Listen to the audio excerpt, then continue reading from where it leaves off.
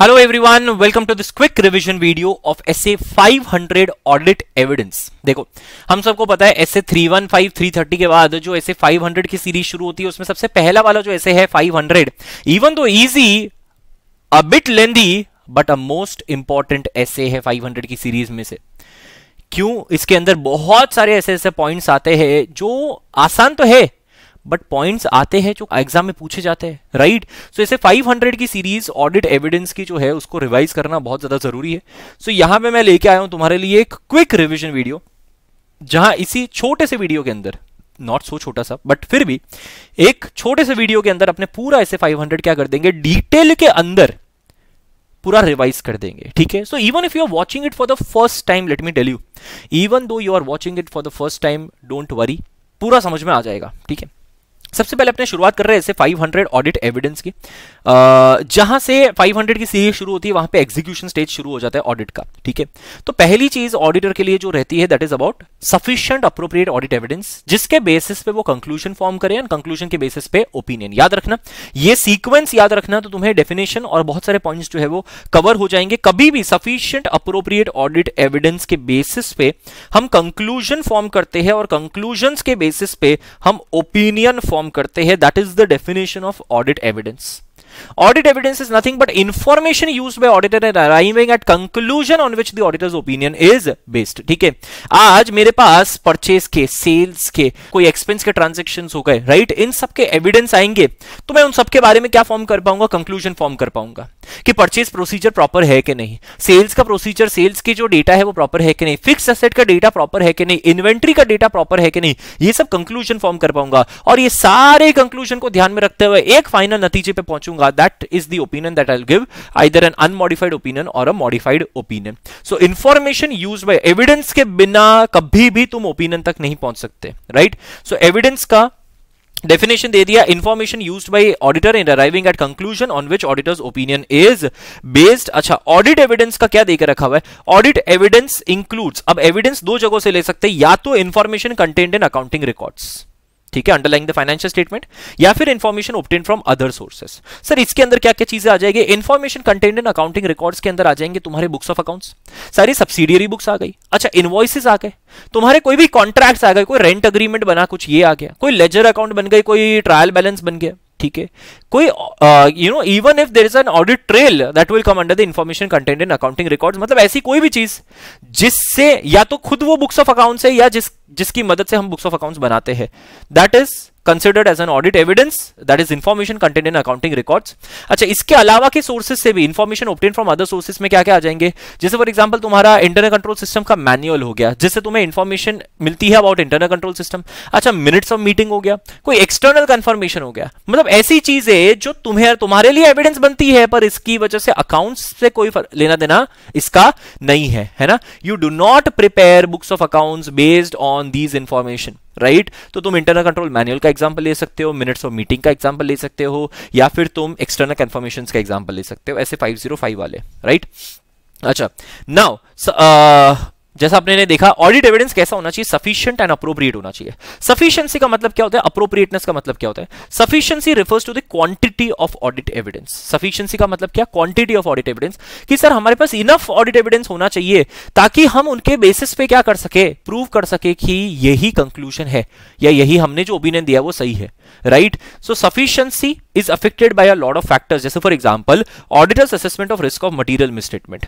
जहां पे रिस्क ज्यादा है वहां मुझे बताओ, ज्यादा क्वांटिटी का ऑडिट एविडेंस लोगे या कम क्वांटिटी का ऑडिट एविडेंस लोगे? ऑब्वियसली सफिशिएंसी भी बढ़ जाएगी। जहां रिस्क ज्यादा होगी वहां सफिशिएंसी भी बढ़ जाएगी। And also by the quality of such audit evidence, sufficiency is also affected by the quality. कैसे? अगर बहुत अच्छी क्वालिटी का ऑडिट एविडेंस हुआ ना तो एक बार के लिए क्वांटिटी अगर कम हुआ ना तो चलेगा, हाँ, but this is not the vice versa. आज पहले वाले में वाइस वर्सा था, रिस्क कम हुआ ना तो कम क्वांटिटी का ऑडिट एविडेंस चलेगा, कोई दिक्कत नहीं है। Here vice versa will not work. Come quality का ऑडिट एविडेंस है तो ज्यादा से ज्यादा ऑडिट एविडेंस ले लो, चलेगा।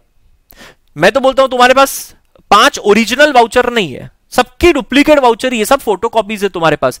मैं बोलता हूं तुम्हारे पास 100 फोटोकॉपी है, क्या चलेगा? क्या नहीं। Why? Because that is of low quality. Higher sufficiency does not compromise for low quality, याद रखना, ठीक है। तो ये सफिशिएंसी की बात आ गई।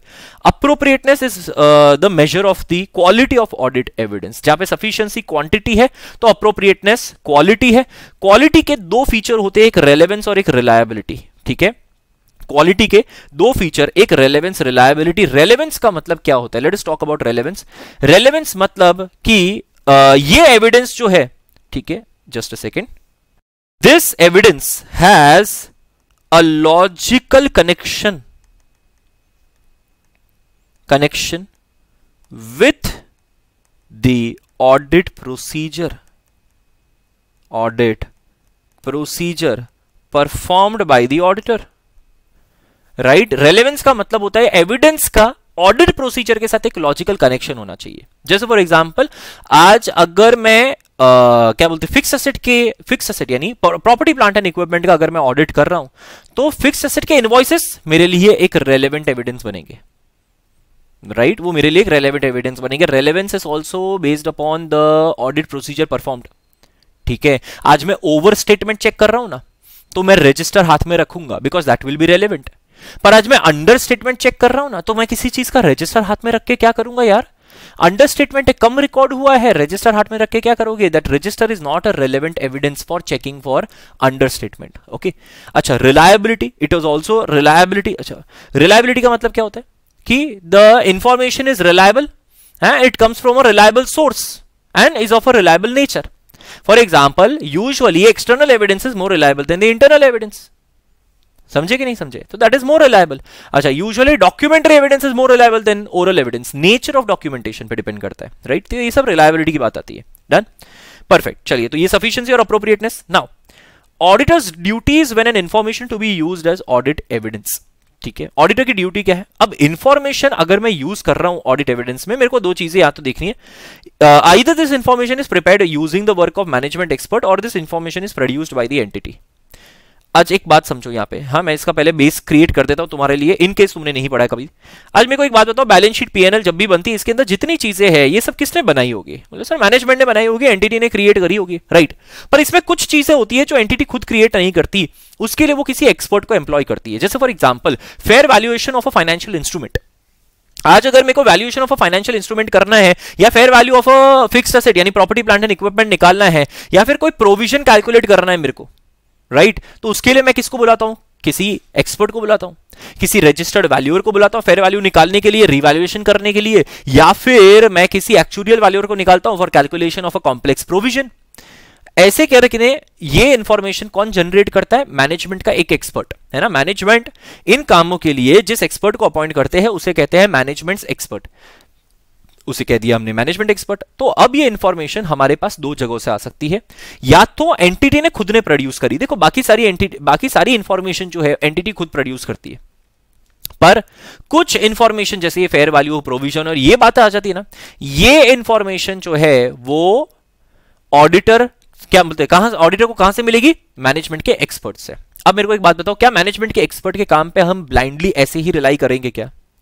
नहीं, हम मैनेजमेंट के एक्सपर्ट के काम पे ऐसे ही रिलाई नहीं करेंगे। Whenever an information is prepared using the work of management expert, हमें क्या चेक करना पड़ेगा? Now this becomes a very big topic, है ना, further on, because prepared using the work of management expert, उसमें तीन चीजें चेक करेंगे और फिर उसके बारे में थोड़ा सा क्या किया हुआ है, डिटेल में दिया हुआ है ना, पहले वाले पॉइंट के बारे में एटलीस्ट। तो we will check for the competence, capability and objectivity of that expert. सबसे पहला, अगर मेरे को एक्सपर्ट के काम के ऊपर रिलाई करना है, मैं उसको एविडेंस की तरह यूज करना चाहता हूं उसके इंफॉर्मेशन को, तो I will have to check for the competence, capability. Competence मतलब क्या वो इंफॉर्मेशन जो निकाल रहा है वो सही होने के कितने चांसेस लग रहे हैं, क्या वो इतना कंपिटेंट है कि वो सही से इंफॉर्मेशन निकालेगा, क्या वो इतना कैपेबल है कि वो काम पूरा कर पाएगा। एंड ऑब्जेक्टिविटी यानी इंडिपेंडेंस, ठीक है, एथिकल रिस्पॉन्सिबिलिटी। तो evaluate the competence, capability, objectivity of that expert. दूसरा, obtain an understanding of the work of that expert, कि मैं उसके काम पे ऐसे ही रिलाई नहीं करूंगा, मैं उसके काम को क्या करूंगा, पहले समझूंगा। I will obtain an understanding of the work of the expert and then I will evaluate the appropriateness of the experts work as audit evidence for the relevant assertion, right? तो आई विल इवैल्यूएट कि यार expert ने जो काम किया है, क्या मैं उसे as an audit evidence use कर सकता हूं? अच्छा, जैसे फॉर एग्जांपल मैं एक एग्जांपल देता हूं इसके अंदर। अगर मैं इन्वेंटरी का ऑडिट कर रहा हूं, ठीक है, अब कोई आके मेरे को बोलता है, बोले सर ये मैनेजमेंट के एक्सपर्ट का रिपोर्ट। मैंने बोला लाओ बताओ भाई कौन सा रिपोर्ट है। मैंने देखा this is a report on the quality of inventory. अब मुझे एक बात बताओ, क्वालिटी ऑफ इन्वेंटरी से मेरे को कोई लेना देना है क्या? Will that be considered as a audit evidence which is relevant for me? No. समझे? तो वी विल इवैल्यूएट कि whether it is appropriate, expert का काम जो है वो मेरे लिए अप्रोप्रिएट है क्या, मैं इसको ऑडिट एविडेंस की तरह यूज कर सकता हूं। ठीक है, अच्छा, इसके बारे में कंपिटेंस, कैपेबिलिटी और ऑब्जेक्टिविटी ऑफ एक्सपर्ट कैसे इवैल्यूएट करेंगे, इसके बारे में डिटेल में दिया हुआ है, वो हम देखते हैं। ठीक है, ये हम देखेंगे कि ये पूरा इतना है। फिर understanding of the experts work के दिया हुआ है, evaluating the appropriateness of experts work, ये पूरा डिटेल में दे के रखा है, हाँ, टेक्स्ट बुक के अंदर भी। तो that is why this is important to understand. इसको काफी समराइज्ड फॉर्म के अंदर मैंने यहाँ पे इंक्लूड करा हुआ है। ठीक है, चलो अब इंफॉर्मेशन प्रोड्यूस्ड बाय एंटिटी के अंदर क्या देखेंगे अपने? सबसे पहले दो चीजें ही देखने वाले इंफॉर्मेशन प्रोड्यूस्ड बाय एंटिटी में, इसमें तो कुछ ज्यादा खास नहीं है, दो ही चीजें देखेंगे कि we will obtain audit evidence about accuracy and completeness of the information. आज अगर एंटिटी इंफॉर्मेशन प्रोड्यूस करती है ना, there is a high chance की एंटिटी मैनेजमेंट नोइंगली अननोइंगली तुमसे कुछ इंफॉर्मेशन क्या करे, छुपाए। दैट इज वाई ऑडिटर को along with the audit procedure ये भी चेक करना पड़ता है whether the information is accurate and complete और नॉट। आज तुम्हारे हाथ में, तुमने ये चीज कभी ना कभी देखी होगी, मान लो कि तुम्हारे हाथ में अगर परचेज इनवॉइसेस है तो उसको तुम मैच करोगे परचेज रजिस्टर के साथ, एंड दोनों में नंबर ऑफ इनवॉइसेस क्या होने चाहिए, सेम होने चाहिए। अच्छा, इसी को तुम कहीं ना कहीं किसी और के साथ भी वेरीफाई करोगे। फॉर एग्जाम्पल इन्वेंटरी रजिस्टर में इनवर्ट कॉलम के साथ वेरीफाई करोगे उस चीज को, या फिर गुड्स रिसीट नोट के साथ वेरीफाई करोगे, या मान लो सेल्स के वाउचर है तो मैं शिपिंग रिपोर्ट के साथ वेरीफाई कर सकता हूं कि number of shipping voucher equal to the number of sales invoice है, ऐसा है कि नहीं। तो ये सब डॉक्यूमेंट में ये अलग अलग तरीकों से एक्यूरेसी और कंप्लीटनेस ऑफ इंफॉर्मेशन के बारे में क्या करूंगा, एविडेंस ऑब्टेन करूंगा। ठीक है, इसके बाद मैं ये भी इवैल्यूएट करूंगा कि weather the information is sufficiently precise and detailed for the auditors purpose. Information जो है वो क्या होना चाहिए, सफिशिएंटली प्रिसाइज, ऑडिटर के पर्पस के हिसाब से सफिशिएंटली प्रिसाइज, बहुत ज्यादा खींचा था, बहुत ज्यादा इंफॉर्मेशन भी नहीं होनी चाहिए और बहुत कम इंफॉर्मेशन भी नहीं होना चाहिए, right. So information produced by entity, accurate और कंप्लीटनेस चेक करूंगा मैं उसकी, है ना। I will obtain audit evidence about accuracy and completeness, and I will evaluate whether information is sufficiently precise and detail for the auditor's purposes. ठीक है, चलो अब यहां पे जो तुमने तीन चीजें पढ़ी, that is information prepared by using the work of management expert, इसके बारे में काफी डिटेल में यहां पे दिया हुआ है। सबसे पहले we will evaluate the competence, capability and objectivity of the expert. Competence, capability और ऑब्जेक्टिविटी का मतलब क्या होता है? कंपिटेंस मतलब nature and level of expertise, कि यार उसका कितनी एक्सपर्टीज है, उसने क्या डिग्री ली है, क्या उसने एक्चुअरियल वैल्यूअर की एग्जाम्स क्लियर करी है, किसने कॉन्फर किया इसको एज अ रजिस्टर्ड वैल्यूअर, इसके पास क्या डिग्री है, क्या कंपिटेंस है ना, तो क्या प्रोफेशनल डिग्री है, ये सब कंपिटेंस में आ जाता है, right, nature and level of expertise में। अच्छा, कैपेबिलिटी में ability to exercise that competence. आज बनने के लिए बहुत सारे चार्टर्ड अकाउंटेंट्स हैं, पर क्या हर एक चार्टर्ड अकाउंटेंट के पास उतनी ही कैपेबिलिटी होगी क्या? जो नया चार्टर्ड अकाउंटेंट, बोलो भाई एक नया चार्टर्ड अकाउंटेंट बना, मैंने नया चार्टर्ड अकाउंटेंट बना, मैंने उसको मर्जर्स एंड एक्विजिशन के लिए भेज दिया, बोले अकेले संभाल के आ, हो पाएगा क्या? नहीं, he won't be that much capable, so probably he will be competent, है ना, उसके पास उतनी एक्सपर्टीज होगी बट वो एक्सपर्टीज को एक्सरसाइज करने वाली ताकत नहीं होगी, तो कैपेबिलिटी वो आ जाती है। और तीसरा आता है ऑब्जेक्टिविटी, दैट इज ऑब्जेक्टिविटी मतलब बायसनेस नहीं होनी चाहिए, कॉन्फ्लिक्ट ऑफ इंटरेस्ट नहीं होना चाहिए, या कोई और उसको इन्फ्लुएंस नहीं कर सकता, मतलब बेसिकली इंडिपेंडेंट होना चाहिए एंटिटी से। वो इंडिपेंडेंट रहेगा तभी तो कोई उसको इन्फ्लुएंस नहीं कर पाएगा, right. This is objectivity is related to what, independence, okay, so or influence relates to possible effect that bias, conflict of interest or influence of others may have on the professional or business objectivity of the management expert. Clear ये चीज? ठीक है, चलिए, तो ये बात आ गई, इन्होंने किसकी कर ली, ऑब्जेक्टिविटी की बात करी है। Now sources of information on competence, capability और ऑब्जेक्टिविटी। आज अगर मुझे कंपिटेंस, कैपेबिलिटी और ऑब्जेक्टिविटी चेक करनी है, कैसे करूं भाई, कितना, ये क्या मतलब, आप बोलने के लिए तो सर आपने बोल दिया क्या हाँ उसके कंपिटेंस, कैपेबिलिटी, ऑब्जेक्टिविटी चेक करें, अरे पर कहां से करें? देयर आर मेनी सोर्सेस जहां से आप किसी एक्सपर्ट के कंपिटेंस, कैपेबिलिटी, ऑब्जेक्टिविटी चेक कर सकते हो, है ना। नॉर्मली जैसे for example probably you will have some personal experience with the previous work of that expert, है ना, पहले भी आप काम कर चुके होंगे उस एक्सपर्ट के साथ और उस वक्त आपको उसका काम भी सही लगा होगा, तो यू वुड फील कि हाँ यार ये पर्सन जो है वो तो कंपिटेंट है, कैपेबल है और ऑब्जेक्टिव भी है, ठीक है। तो based on your personal experience with the previous work of that particular expert और discussion of with that expert, तुमने अलग अलग उसको सवाल करे, इंक्वायरी करे, उसने जवाब दे दिया, यू फाइंड हिम और हर कंपिटेंट एंड कैपेबल, ठीक है। फिर discussion with others who are familiar with that experts work. शायद एक्सपर्ट के काम को इवैल्यूएट करने के लिए मैं कंपनी के एम्प्लॉय से भी क्या करूं, बात करूं, क्या ये एक्सपर्ट ने तेरे से क्या क्या इंफॉर्मेशन ली, कैसे इसने ये तेरे साथ डिस्कस किया, कैसे एक्सप्लेन किया। So discussion with the others whether with in the entity और आउटसाइड द एंटिटी, ऐसा कहीं क्लैरिफाई नहीं किया हुआ है, who are familiar with that experts work, ठीक है। उसके अलावा मैं एक्सपर्ट की डिग्री देखूंगा, उसका क्वालिफिकेशन देखूंगा, मेंबरशिप देखूंगा, उसकी प्रोफेशनल बॉडी को देखूंगा। आज कोई देखेगा ना कि अरे चार्टर्ड अकाउंटेंट, वो चार्टर्ड अकाउंटेंट के पीछे का वो जो रिस्पेक्ट होता है ना, वो कहां से आता है पता है, आईसीआई से आता है। कि ICI the mother institute has maintained that respect of the profession. तो वो प्रोफेशनल बॉडी के ऊपर भी बहुत डिपेंड करता है कि वो प्रोफेशनल बॉडी क्या करती है to enhance the knowledge and the competency of that particular profession. आज आईसीआई कितने सेमिनार्स और ये सारी चीजें कंडक्ट करती रहती है to enhance your knowledge and your competence and your capabilities. वैसा ही सामने उस एक्सपर्ट की भी प्रोफेशनल बॉडी ऐसी हो सकती है या इंडस्ट्री एसोसिएशन ऐसा कुछ जो बताती है कि यार ये एक्सपर्ट तो सही है, मतलब ये तो काम कर लेगा, ठीक है। तो knowledge of that experts qualification, membership of a professional body या इंडस्ट्री एसोसिएशन या लाइसेंस टू प्रैक्टिस या other form of external recognition, जिससे पता चले कि हाँ ये पर्सन कंपिटेंट या कैपेबल है, ठीक है।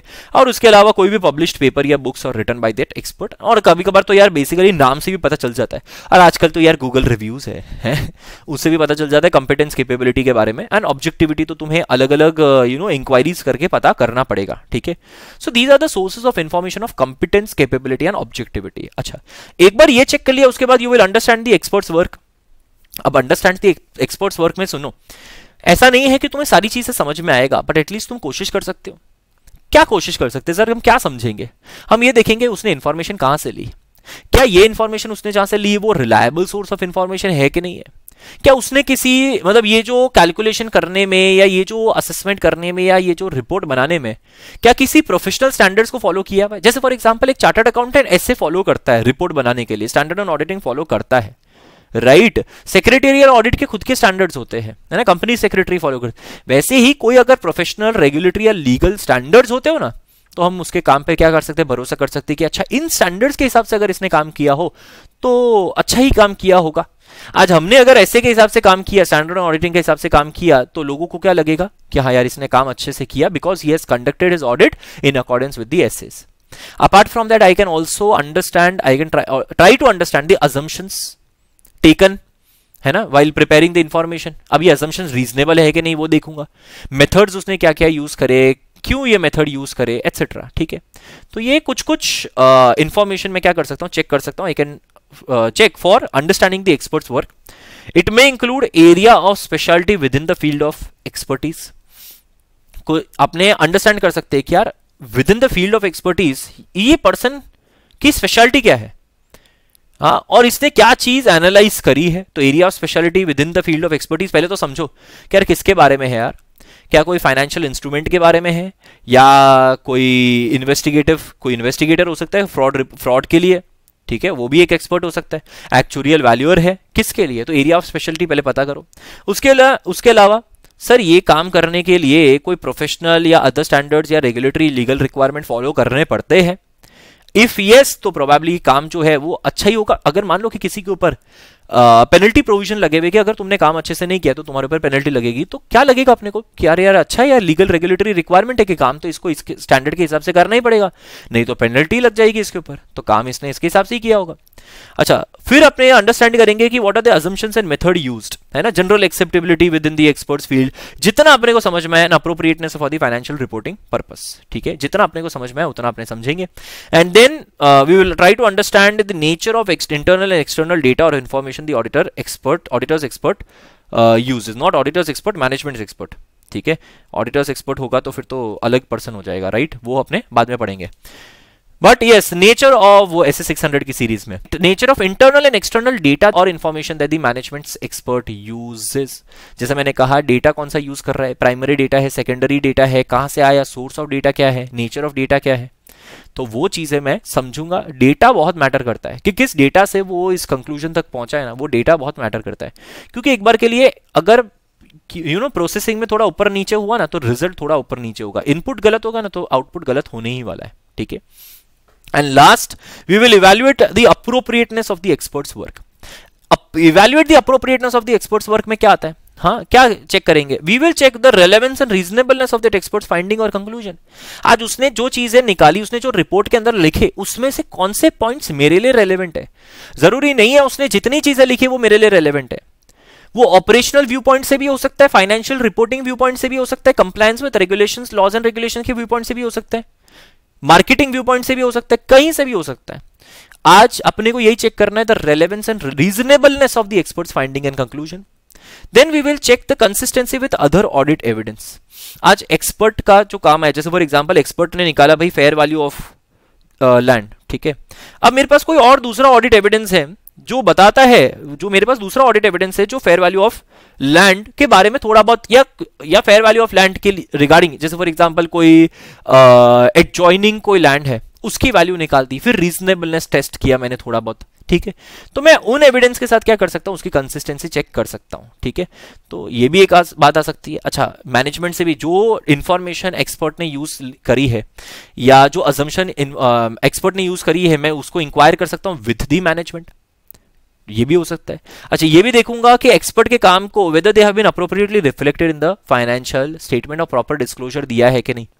आज कंपनी ने अगर कोई फेयर वैल्यू पे रिकॉर्ड करे है ना, तो it should be appropriately reflected in the financial statement and उसका प्रॉपर डिस्क्लोजर भी देना पड़ेगा कि this has been revalued, amount of revaluation, ये सब देखना पड़ेगा, ठीक है। अच्छा, relevance and reasonableness of the assumption and method, जो ऊपर अपने ने देखा, ये कौन सा अंडरस्टैंडिंग में, तो अंडरस्टैंडिंग में अपने ने अजम्पशन और मेथड देखा, तो यहां पे बता रहा है कि यहां पे अपने इवैल्यूएट करेंगे कि जो अजम्पशन उसने यूज करे, जो मेथड उसने यूज करे, क्या वो रीजनेबल लग रहे, क्या वो रेलेवेंट लग रहे, जो इंफॉर्मेशन उसने यूज करी है, and relevance, completeness and accuracy of the source data. ऊपर जो मैंने बताया वही इन्होंने नीचे डाल दिया कि जो डेटा है उसका रेलेवेंस, कंप्लीटनेस, एक्यूरेसी देखेंगे कि जिस डेटा से एक्सपर्ट ने ये इंफॉर्मेशन को जनरेट किया उसका रेलेवेंस और रीजन, क्या रेलेवेंस, कंप्लीटनेस और एक्यूरेसी चेक करूंगा, right. So this is about क्या, evaluate the competence, capability, objectivity of expert, फिर understanding the expert work and evaluating the appropriateness of the experts work, ठीक है। चलिए, matters affecting the nature, timing, extent of audit procedures in case of information being produced using work of management expert। अब सुनो ध्यान से भाई, अगर अपने मैनेजमेंट के एक्सपर्ट का information, you know, if you are using the work of management expert, है ना, as an information for gathering evidence, तो तुम्हारे ऑडिट प्रोसीजर पे भी क्या होने वाला है, असर होने वाला है, यस और नो, ठीक है। अच्छा, अब डिपेंड करता है, सिंपल सी बात है, अगर मैं एक्सपर्ट के काम पे बहुत रिलाई करूंगा, ठीक है, तो मैं अपना नेचर, टाइमिंग, एक्सटेंट क्या कर दूंगा, कम कर दूंगा, बिकॉज एक्सपर्ट है सर, मैं रिलाई कर रहा हूं उसके काम के ऊपर, कोई दिक्कत वाली बात नहीं है, बहुत अच्छा काम किया उसने, तो मैं अपना काम क्या कर दूंगा, कम कर दूंगा। It's same like internal control system, कि इंटरनल कंट्रोल सिस्टम जितना ज्यादा स्ट्रांग होता है, हम उतना ही ज्यादा उसके ऊपर रिलाई कर पाते हैं, और रिलाई कर पाते हैं तो हम अपना नेचर, टाइमिंग, एक्सटेंट, यानी हमारा काम जो है वो कम कर देते हैं। But if you are not able to rely that much, या फिर एक्सपर्ट का काम जो है वो हमारे लिए इतना ज्यादा रेलेवेंट नहीं है, तो हमें अपने हिसाब से क्या करना पड़ेगा, नेचर, टाइमिंग, एक्सटेंट इंक्रीज करना पड़ेगा। सो बहुत सारे फैक्टर्स होते हैं इन डिसाइडिंग कि मैं एक्सपर्ट के काम पे रिलाई कर सकता हूं या नहीं कर सकता हूं, right. So what are the, अच्छा, क्वेश्चन पे ध्यान दो, यहां पे बोलता है matters affecting nature, timing, extent of audit procedure in case of information being produced using work of management expert, ठीक है। अब क्या क्या चीजें तुम्हारे ऑडिट प्रोसीजर के नेचर, टाइमिंग, एक्सटेंट को इफेक्ट करेगा। सबसे पहला, nature and complexity of the matter to which the management expert relates. अगर मेरे को लगता है कि यार जो मैटर है वो बहुत कॉम्प्लेक्स है, बहुत क्या बोलते डिफिकल्ट है, right, and if I feel कि यार एक्सपर्ट ने काम तो अच्छा किया, पर क्योंकि ये मैटर बहुत कॉम्प्लेक्स है इसलिए मुझे भी ऑडिट करना पड़ेगा। खाली एक्सपर्ट के काम करने से कुछ नहीं होगा। तो ऐसे केसेस में कॉम्प्लेक्स मैटर्स में मैं क्या कर दूंगा, अपना नेचर टाइमिंग एक्सटेंट इंक्रीज कर दूंगा। पर जहां मुझे लगता है कि बहुत आसान है यार, ठीक है यार, जमीन की फेयर वैल्यू निकालनी है, ये करना है, बहुत सिंपल सा था, हाँ, इसमें कोई बहुत ज्यादा कैलकुलेशन अपने को करना नहीं पड़ा। इफ आई फील कि it is not very much complex and the management expert has already done a good job, तो फिर ठीक है, फिर अपने क्या कर देते हैं, अपना नेचर टाइमिंग एक्सटेंट कम कर देते हैं, राइट। तो यहां पे आती है बात, किसकी आ गई, कॉम्प्लेक्सिटी की बात आ गई, कि nature and complexity of the matter वाली बात आ गई, कि अगर मैटर बहुत कॉम्प्लेक्स हुआ, यहां बाजू में लिख देंगे, अगर मैटर बहुत कॉम्प्लेक्स हुआ तो क्या करेंगे, अपने नेचर टाइमिंग एक्सटेंट भी बढ़ा देंगे, इवन दो वो एक्सपर्ट ने काम किया। मैटर कॉम्प्लेक्स नहीं हुआ तो नेचर टाइमिंग एक्सटेंट कम कर देंगे, ठीक है। Next, again this are very common points यार, मतलब तुम एक्सपर्ट की जगह नहीं रख के नॉर्मली नेचर टाइमिंग और एक्सटेंट ऑफ ऑडिट प्रोसीजर का भी मैटर्स देखो ना, तो भी यही होंगे, ठीक है। अच्छा, क्या अगर रिस्क ऑफ मटेरियल मिसस्टेटमेंट, ये भी कॉमन प्रोसीजर है, रिस्क कॉमन पॉइंट है, रिस्क ऑफ मटेरियल मिसस्टेटमेंट, जहां पे रिस्क ज्यादा है वहां मैं इतना ज्यादा रिलाई नहीं कर पाऊंगा, यार रिलाई कर भी दूंगा तो भी मैं अपनी तरफ से क्या करूंगा, पूरी कोशिश करूंगा, क्योंकि रिस्क ऑफ मटेरियल मिसस्टेटमेंट ज्यादा है। तो रिस्क ज्यादा तो नेचर टाइमिंग एक्सटेंट भी ज्यादा। देखो इन सब में भी वाइस वर्सा लगता है, ये बाय डिफॉल्ट होगा। रिस्क कम होगा तो नेचर टाइमिंग एक्सटेंट भी क्या कर दूंगा, कम कर दूंगा, कि यार ऑलरेडी एक्सपर्ट ने काम कर दिया है और मुझे भी कोई लगता नहीं है इसमें बहुत ज्यादा गड़बड़ है, ठीक है, मेरे को इतना ज्यादा ऑडिट करने की जरूरत नहीं है, ठीक है। तो रिस्क ऑफ मटेरियल मिसस्टेटमेंट अगर कहीं पे वाइस वर्सा ना हो ना तो मैं स्पेसिफिकली बता दूंगा, बाकी हर जगह पे क्या है, वाइस वर्सा है, ठीक है। अच्छा, नेक्स्ट आता है availability of alternative sources of audit evidence, ठीक है। आज सुनो ध्यान से, इसमें कोई वाइस वर्सा जैसी बात नहीं है, क्योंकि कोई कनेक्शन नहीं है, बहुत सिंपल सी बात है। अगर तुम्हें लगता है कि उस मैटर के बारे में, जैसे फॉर एग्जांपल अगर मैं बात करूं प्रोविजन फॉर ग्रेजुएटी की, ठीक है, आज अगर प्रोविजन फॉर रिटायरमेंट बेनिफिट्स मेरे को बनाना है ना, प्रोविजन फॉर रिटायरमेंट बेनिफिट्स, तो ये ज्यादातर जो है किसके कैलकुलेशन के ऊपर बेस्ड होता है, पता है, एक्चुअरियल वैल्यूअर के। क्या मेरे पास और कोई एविडेंस है क्या, बताओ, provision for retirement benefit calculate करने के लिए और कोई एविडेंस है क्या, नहीं। सर एक्चुअरियल वैल्यूअर आया, उसने सारी इंफॉर्मेशन ली, उसने कैलकुलेशन किया, उसने मेथड्स अप्लाई किए, उसने मॉडल्स अप्लाई किए, और वो जिस आंसर पे लेके आया मैनेजमेंट ने वही आंसर, मतलब वो जिस अमाउंट पे लेके आया मैनेजमेंट ने वही अमाउंट का क्या बना दिया, एक प्रोविजन बना दिया। हमारे पास प्रोविजन से रिलेटेड और कोई ऑडिट एविडेंस नहीं है, तो ऑब्वियस सी बात है मेरे पास और कोई रास्ता नहीं है but to only rely on the work of management expert. और अगर मैनेजमेंट का एक्सपर्ट का काम मेरे को सही नहीं लगा तो मैं तो मटेरियल मिसस्टेटमेंट मान लूंगा भाई इसको तो। बट इफ आई फील कि there is an alternative source of audit evidence और मैनेजमेंट के एक्सपर्ट के काम के ऊपर मेरे को इतना भरोसा नहीं करना है, तो ठीक है, एक काम करो भाई, alternative source of audit evidence है तो उस हिसाब से तुम्हारा nature timing extent of audit procedure बढ़ जाएगा in finding that alternative source of audit evidence और in auditing that audit evidence, right. तो matters affecting NTE of audit procedure in case of information being produced using work of management expert.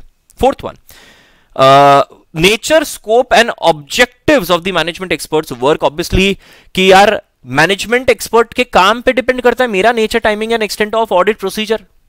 अगर मैं उसका information जो है वो use कर रहा हूं, उस पर मैं कितना ऑडिट करूं, मैं उसका इंफॉर्मेशन यूज कर रहा हूं तो मैं उसके ऊपर कितना ऑडिट करूं, it also depends upon the nature, scope and objective of the management expert work. मेरे को लगता है मैनेजमेंट का एक्सपर्ट जो है यार उसने यार बढ़िया काम किया, क्या बोलते हैं, बहुत सब कुछ चेक कर लिया, तो ठीक है, मेरे को इतना ज्यादा चेक करने की जरूरत नहीं है। But if I feel that management expert is not objective, तो मेरे को पूरा ध्यान उसके ऊपर देना पड़ेगा, मैं ज्यादा रिलाई उसके ऊपर नहीं कर सकता, ठीक है।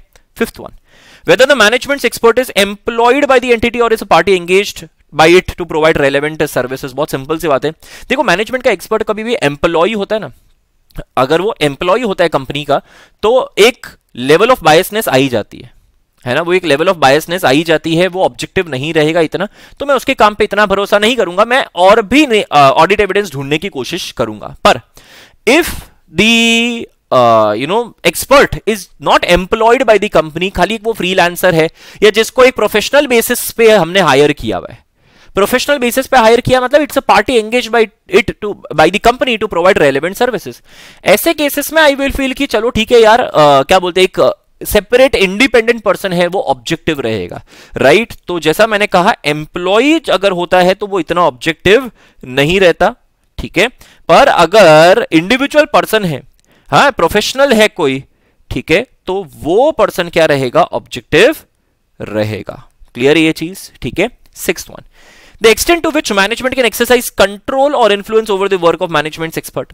पूछताछ करने से पास्ट एक्सपीरियंसेस से। अगर तुम्हें लगता है कि मैनेजमेंट बहुत कंट्रोल एक्सरसाइज कर पा रहा है, इन्फ्लुएंस कर पा रहा है, तो तुम मैनेजमेंट के काम पे ज्यादा भरोसा नहीं कर पाओगे। You will have to increase your NTE of audit procedure. याद रखना, we are talking about nature, timing, extent of audit procedure only.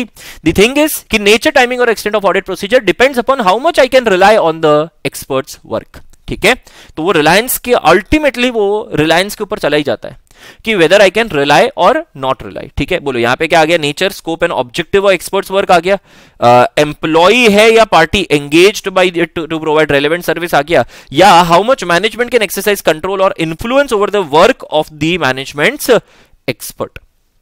समझ में आ रहा है ये चीज? तो extend to which management can exercise control और influence over the work of the management expert.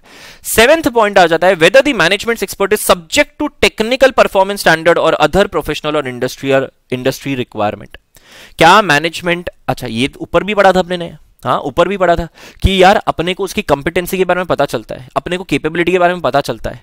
अगर ही subject to technical performance standards और अदर प्रोफेशनल इंडस्ट्री रिक्वायरमेंट, तो अपने को लगेगा कि हाँ यार पर्सन ने काम अच्छा ही किया होगा, because he subject to such kind of standards and he has to work in according with those standards. आज अपने भी, जैसा मैंने उस वक्त भी कहा था, तो मैं अपने भी स्टैंडर्ड ऑन ऑडिटिंग के हिसाब से काम करेंगे तो लोगों को हमारे काम पे भरोसा होगा। इनफैक्ट हम अपने ऑडिट रिपोर्ट में लिखते ही है कि we have conducted our audit in accordance with standard on auditing. You remember that और नॉट? यस। चलो नेक्स्ट आता है, nature and extent of any controls with in the entity over the management's expert's work. अच्छा ये बहुत अच्छी बात है। मैनेजमेंट का एक्सपर्ट है ना, कोई भी काम कर रहा है, कोई इंफॉर्मेशन उसको रिक्वायर होती होगी, ठीक है। अब अगर एंटिटी के अंदर इवन इफ मैनेजमेंट अपना खुद का काम कर रहा है, मैनेजमेंट के काम पे भी क्या होता है, कुछ कंट्रोल्स होते हैं, ठीक है। जैसे फॉर एग्जांपल मैनेजमेंट के मतलब मैनेजमेंट एक्सपर्ट के काम पे भी, एक्सपर्ट के काम पे भी अगर कुछ कंट्रोल्स रखे हैं ना, तो मेरा रिलायंस और ज्यादा बढ़ जाएगा कि यार चलो यार इसके काम के ऊपर और कंट्रोल्स भी लगाए हुए, ये तो काम करता ही करता है, एक्सपर्ट तो काम करता ही है, पर ये एक्सपर्ट का काम क्या करता है, कोई मैनेजर, कोई सीनियर मैनेजमेंट क्या करता है, रिव्यू करता है, या इंफॉर्मेशन जहां से जनरेट होती है that is generated only through one person from a reliable source, जिस इंफॉर्मेशन के बेसिस पे एक्सपर्ट अपने डिसीजन पे आता है। तो ये सब क्या हो जाते हैं, बेसिक ये कंट्रोल्स हो जाते हैं, राइट। तो if there are any controls with in the entity over the managements expert work, ठीक है, subject to technical performance standard ये आ जाएगा, ओवर द एंटिटीज मैनेजमेंट मतलब सॉरी मैनेजमेंट्स एक्सपर्ट वर्क, ठीक है। अच्छा इसके अलावा आ जाता है knowledge and experience of the managements expert work, auditor's knowledge and experience of the management's experts field of expertise.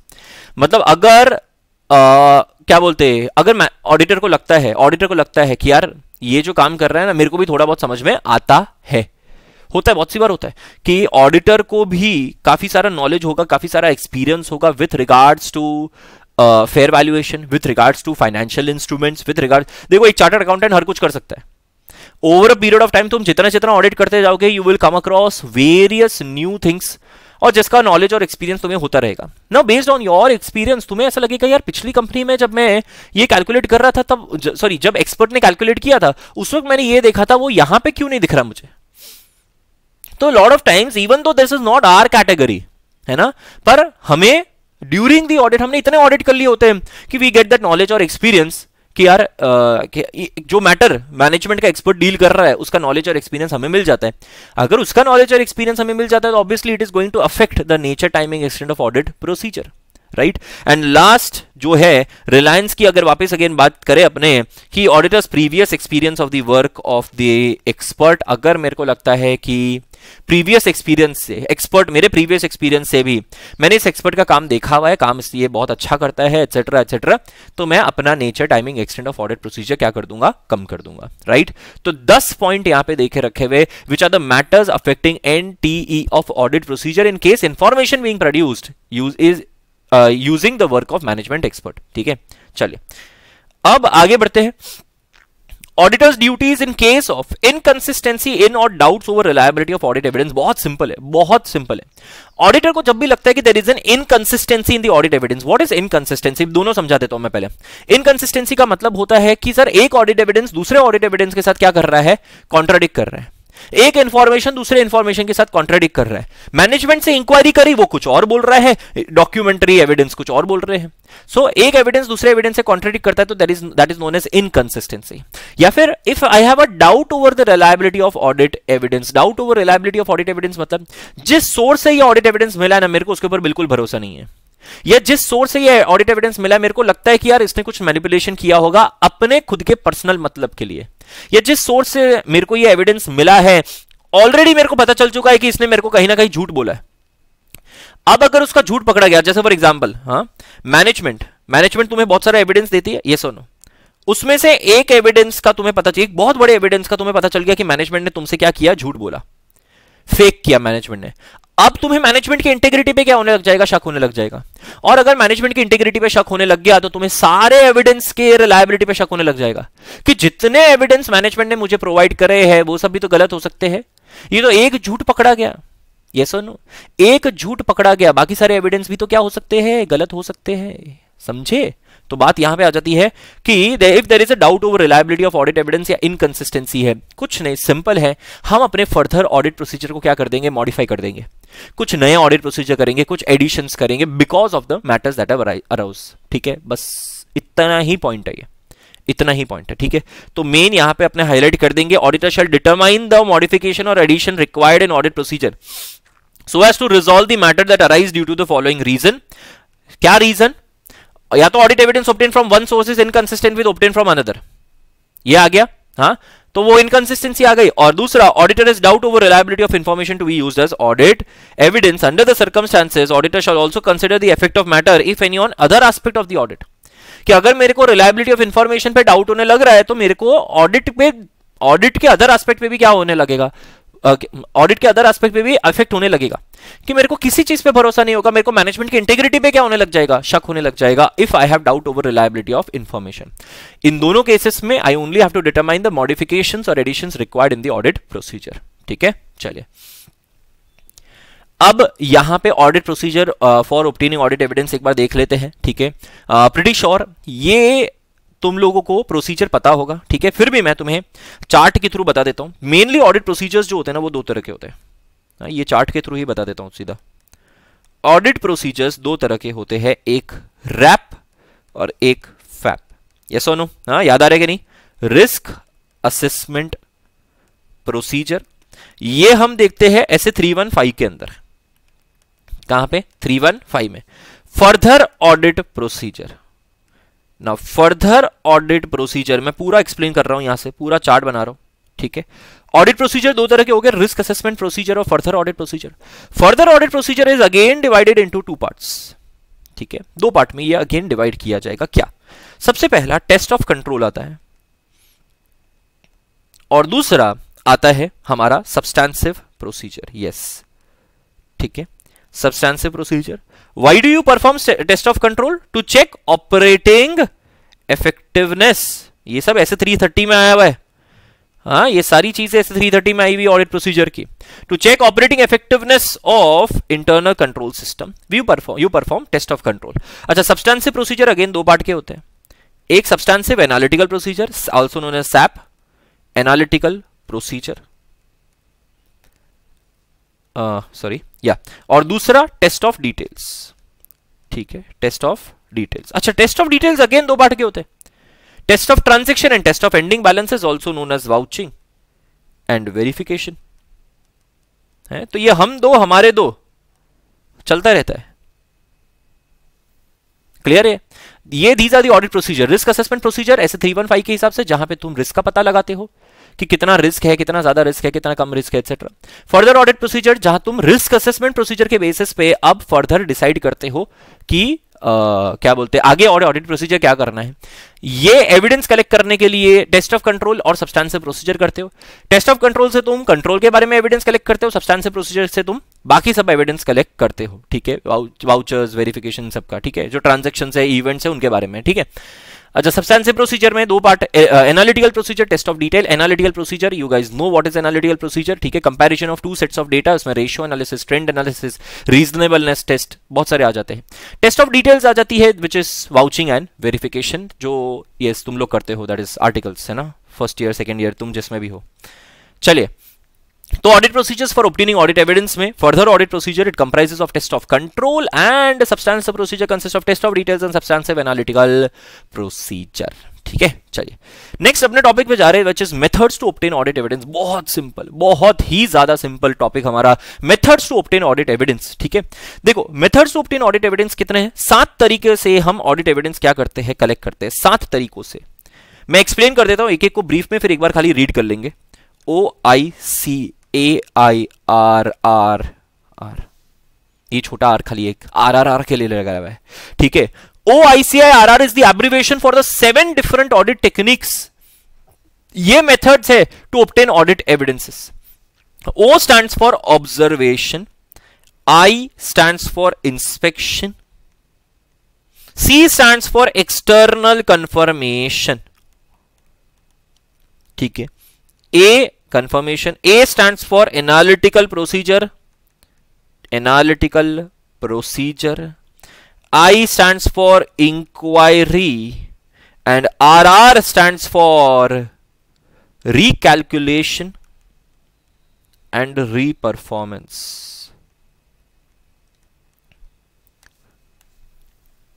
Simple, that's it. Clear है ये चीज भाई सबको? Yes, perfect. OICAIRR, छोटा r। ठीक है, अब यहां पे ये 7 टेक्निक है, मैं एक एक करके एक्सप्लेन करता हूं शॉर्ट में। ऑब्जर्वेशन का मतलब क्या होता है? ऑब्जर्वेशन का मतलब होता है दूसरों को काम करते हुए देखना। फॉर एग्जांपल, अगर कोई इंटरनल कंट्रोल सिस्टम फॉलो कर रहा है तो आई एम ऑब्जर्विंग कि whether and how and who is performing that internal control system. For example, physical counting of inventory कौन करता है? मैनेजमेंट। सर ऑडिटर नहीं करता? नहीं, तुम लोग जाते हो ऑब्जर्व करने। As an auditor, as the management, it is the primary responsibility of the management to conduct physical inventory counting. Auditor's responsibility is to attend that physical inventory counting. ये ऐसे 501 में दिया हुआ है, देखेंगे एक बार। हाँ, ऑब्जर्वेशन आ गया ये अपना, क्या आ गया? ऑब्जर्वेशन, दूसरों को काम करते हुए देखना, राइट? अच्छा, ऑब्जर्वेशन की एक प्रॉब्लम है। क्या प्रॉब्लम है? Observation is pertinent only to a point in time. कि आप जब ऑब्जर्व कर रहे हो, ये तो एग्जामिनर जैसा हो गया। एग्जामिनर जब तक देख रहा है, बच्चा कॉपी नहीं कर रहा है। जैसे ही एग्जामिनर गया, बच्चे ने कॉपी करना शुरू कर दिया। वैसे ही एम्प्लॉय को जब तक ऑडिटर ऑब्जर्व कर रहा है ना, तब तक एम्प्लॉय सब अच्छे से काम करेगा। जैसे ही ऑडिटर जाएगा, वैसे ही एम्प्लॉय अपने बेसिक रूटीन काम में आ जाएगा, राइट? सो ऑब्जर्वेशन जो है वो इतना ज्यादा फीजिबल नहीं रहता है ना, वो इतना ज्यादा एविडेंस नहीं देता। अच्छा, कुछ चीजों में ऑब्जर्वेशन के अलावा हमारे पास और कोई रास्ता नहीं होता। That is why we go and do observation. जैसे फिजिकल काउंटिंग ऑफ इन्वेंटरी में you can observe and you can also inspect. दूसरों को काम करते हुए देख सकते हो, पर थोड़ा थोड़ा खुद भी जाके क्या करते हो, गिनती करते हो कि नहीं करते हो, बस दैट कम्स अंडर इंस्पेक्शन। अच्छा, इंस्पेक्शन में 2 चीजें आती है। इंस्पेक्शन में एक, तुम एग्जामिन करते हो डॉक्यूमेंट्री एविडेंस को। जितने डॉक्यूमेंट्री एविडेंस को एग्जामिन करते हो, तुमने जो वाउचर्स देखे, जो बिल्स देखे, कॉन्ट्रैक्ट्स में तुम चेक करते हो, ये सब इंस्पेक्शन होता है।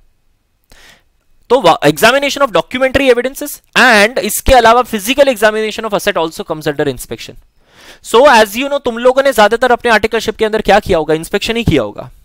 ज्यादातर तुमने इंस्पेक्शन किया होगा। कि बाकी सब ये ऑब्जर्वेशन, एनालिटिकल प्रोसीजर्स है ना, फिर भी थर्ड ईयर के आर्टिकल्स जो एनालिटिकल प्रोसीजर कर लेते, पर बाकी observation, external confirmation, analytical procedure या तो ये बहुत सीनियर आर्टिकल्स करते हैं या फिर चार्टर्ड अकाउंटेंट ही करते हैं खुद। इंक्वायरी इंक्लूडेड है ना, इंक्वायरी भी तो तुम लोग ज्यादा पूछताछ नहीं करते, थोड़ा बहुत एम्प्लॉय से पूछताछ कर लिया, बस उतना ही करते हो, है कि नहीं? हाँ, तो ज्यादातर तुम्हारा काम क्या रहता है? इंस्पेक्शन करना, which consist of 2 things, documentary check करना है ना, एविडेंसेस को, और फिजिकल एग्जामिनेशन ऑफ असेट। ठीक है।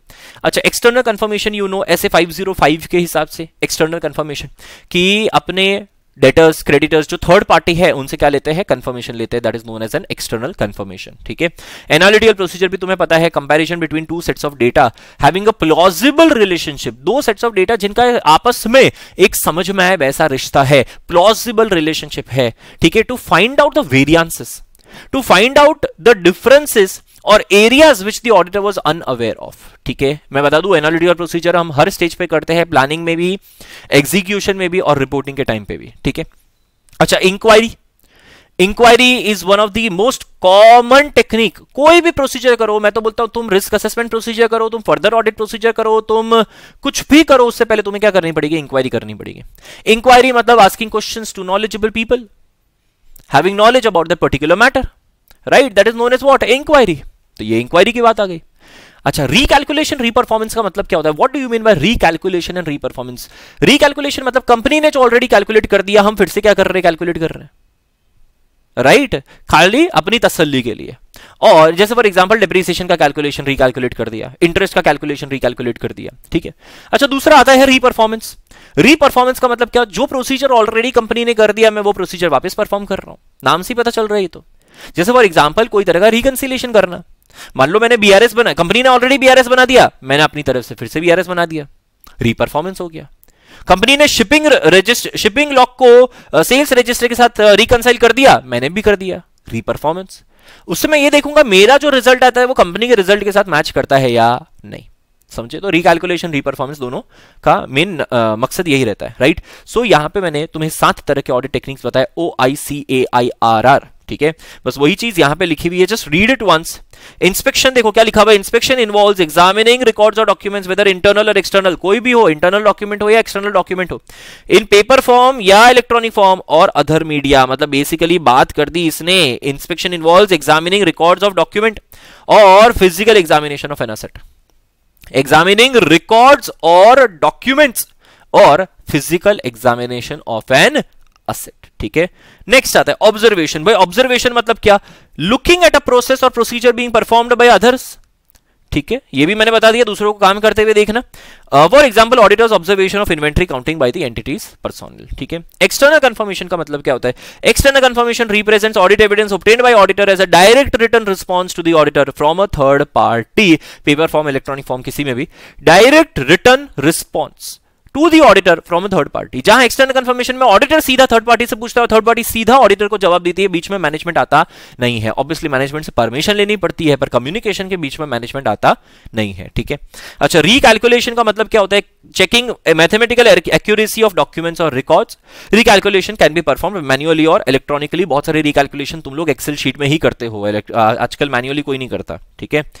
रीपरफॉर्मेंस मतलब auditors individual execution of procedure और controls that are originally performed as part of entities internal control, as a part of entities internal control. जैसे फॉर एग्जांपल रिकंसिलिएशन करना is a part of entities internal control, auditor फिर से check कर रहे हैं। अच्छा, बहुत सी बार कोई ट्रांजैक्शन पास करके ऑडिटर खुद चेक करता है कि यार इसका अल्टीमेट रिजल्ट क्या निकलता है, रीपरफॉर्मेंस, ठीक है। तो इंडिपेंडेंटली ऑडिटर क्या कर रहा है, एग्जीक्यूट कर रहा है एक ऐसा प्रोसीजर जो ऑलरेडी कंपनी ने कर दिया है, but it should be with regards to the entity's internal control, ठीक है। ये एनालिटिकल प्रोसीजर, यहां पे एक हेडिंग डाल दो यार, इंक्वायरी, है ना, हेडिंग ही हट गई यहां से, ठीक है। एनालिटिकल प्रोसीजर का खाली इतना सा ये डेफिनेशन ही दिया हुआ है, बाकी सब कुछ इंक्वायरी के बारे में, इंक्वायरी थोड़ा बड़ा है, ठीक है।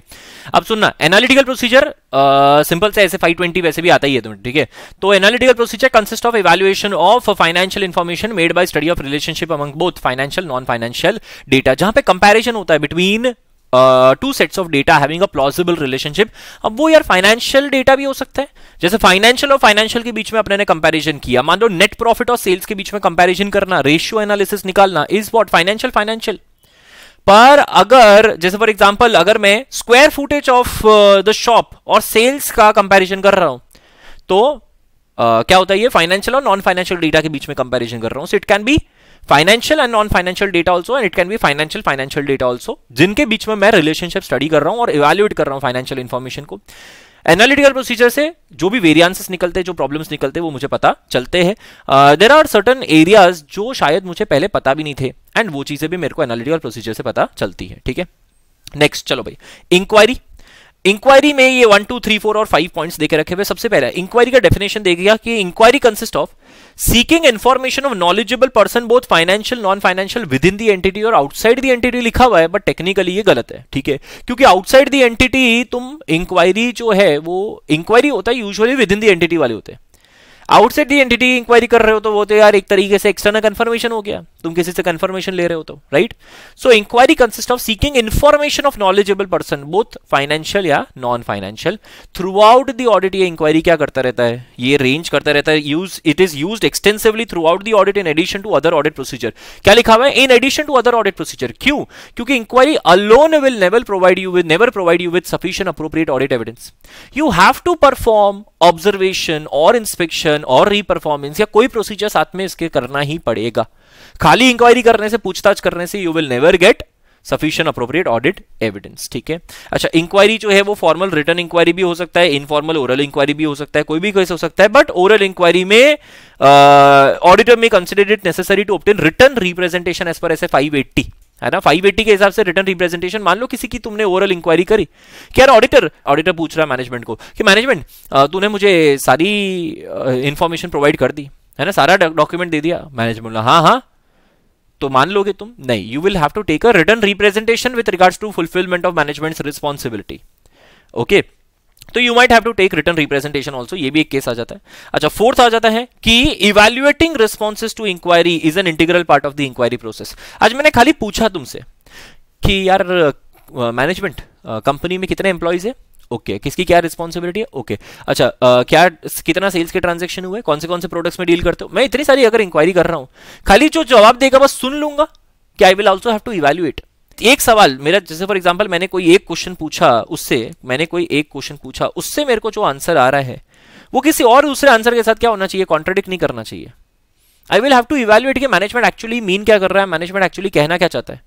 फिर मैं आगे क्या करूंगा, दूसरे प्रोसीजर करूंगा और फिर मैं करॉबरेट करूंगा कि यार मैनेजमेंट ने इंक्वायरी में जो जवाब दिया था, मेरे इंस्पेक्शन करने से क्या मुझे भी वही एविडेंस मिल रहे हैं, प्रूफ मिल रहे हैं जो मैनेजमेंट ने बताई थी अपनी इंक्वायरी के अंदर।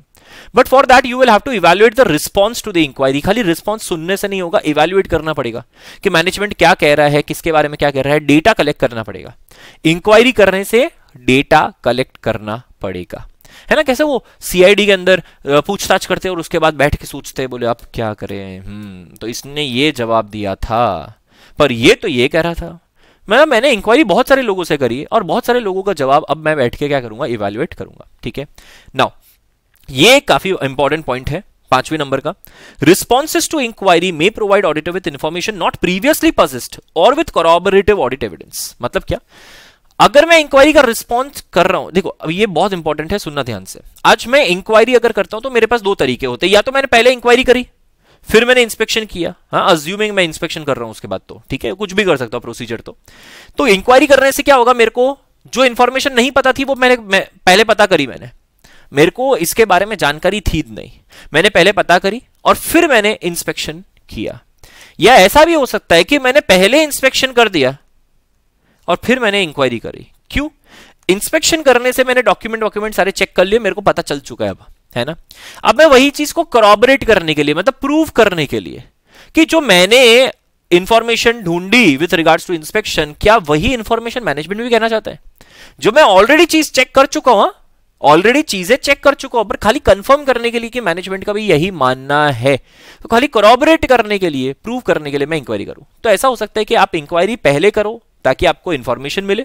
देखो, responses to inquiry may provide auditor with information not previously possessed, या तो इंफॉर्मेशन नहीं मिले, या फिर विथ corroborative ऑडिट एविडेंस, या फिर आपने पहले ही कुछ एविडेंस कलेक्ट कर लिए, अब प्रूव करने के लिए, मैच करने के लिए आप corroborative ऑडिट एविडेंस के लिए क्या कर रहे हो, इंक्वायरी कर रहे हो। ठीक है, तो इसके अलावा ये भी हो सकता है, now responses might provide information that differs significantly from other information that the auditor has obtained. In some cases responses to inquiry provide a basis for the auditor to modify और परफॉर्म एडिशनल ऑडिट प्रोसीजर। मतलब क्या, आज मैंने inspection किया, मुझे कोई और information मिली, मैंने इंक्वायरी करी, वो भाई साहब कुछ और ही कह रहे हैं, बोले नहीं ऐसा तो नहीं था, ऐसा हुआ था।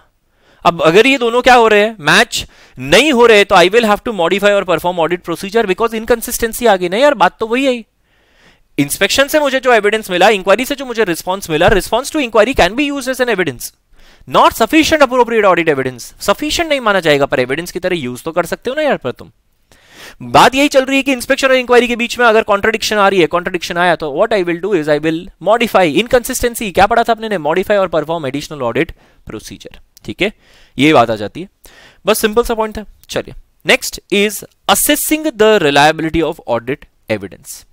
भाई assessing the reliability of audit evidence बहुत सिंपल सा टॉपिक है, खाली एक बार रीड करोगे खुद तो भी पता चल जाएगा। बेसिक पॉइंट्स है यहाँ पे कि यार रिलायबिलिटी जो है ना वो दो चीजों पे डिपेंड करती है, एक सोर्स और एक nature.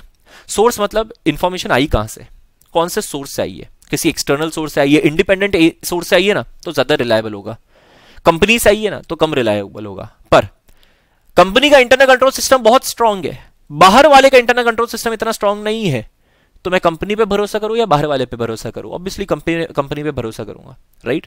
There are certain exceptions, but फिर भी कुछ यहाँ पे जनरलाइजेशंस देके रखे हुए हैं, ये जनरलाइजेशन देके रखे हुए कि कौन से एविडेंस ज्यादा रिलायबल माने जाते हैं और कौन से एविडेंस कम रिलायबल माने जाते हैं। For example, the reliability of audit evidence is increased when it is obtained from independent sources outside the entity. मतलब सिंपल शब्दों में वो कहना चाहता है, सिंपल शब्दों में कहना चाहता है कि external evidence is more reliable than internal evidence, कि आपको विद इन दी कंपनी से कोई एविडेंस मिलता है तो वो ज्यादा रिलायबल, वो इतना ज्यादा रिलायबल नहीं रहता रादर देन कोई आउटसाइड थर्ड पार्टी जो इंडिपेंडेंट है, ठीक है। बट आज अगर इंटरनल कंट्रोल सिस्टम बहुत स्ट्रांग हुआ ना, तो फिर मैं उन एविडेंसेस पे क्या करूंगा, ज्यादा रिलाई करूंगा। आज जैसे फॉर एग्जांपल बैंक का तुम ऑडिट करते हो, मेरे को एक बात बताओ, किस पे भरोसा करोगे, बैंक पे भरोसा करोगे या बैंक के कस्टमर पे भरोसा करोगे?